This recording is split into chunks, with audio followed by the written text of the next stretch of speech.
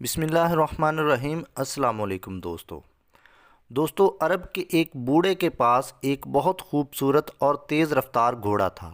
لوگ اس کی منہ مانگی قیمت پر خریدنے پر تیار تھے، مگر وہ اسے کسی قیمت پر فروخت کرنے کو تیار نہیں تھا۔ جہاں گھوڑے کی خوبیاں تھیں وہاں اسے فروخت نہ کرنے کی ایک وجہ اس گھوڑے سے اس کی گہری محبت بھی تھی۔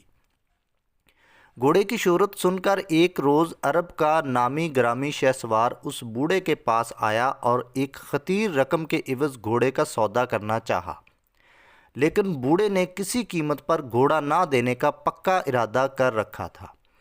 شہسوار جاتے وقت بولا، ایک بات یاد رکھنا، جو چیز مجھے پسند ہوتی ہے میں اسے حاصل کر کے رہتا ہوں۔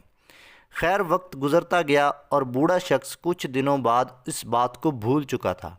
ایک روز وہ بوڑھا اپنے گھوڑے پر سوار کسی جنگل سے گزر رہا تھا کہ اس نے راستے میں ایک کمزور اور بیمار آدمی دیکھا جو کسی سواری کا محتاج تھا۔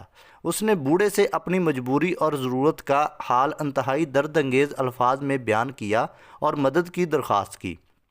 بوڑھا نہایت رحم دل انسان تھا، اسے اس مجبور انسان پر فوراً ترس آ گیا، چنانچہ بوڑھے نے بغیر حیل و حجت کے اسے اپنا قیمتی گھوڑا دے دیا۔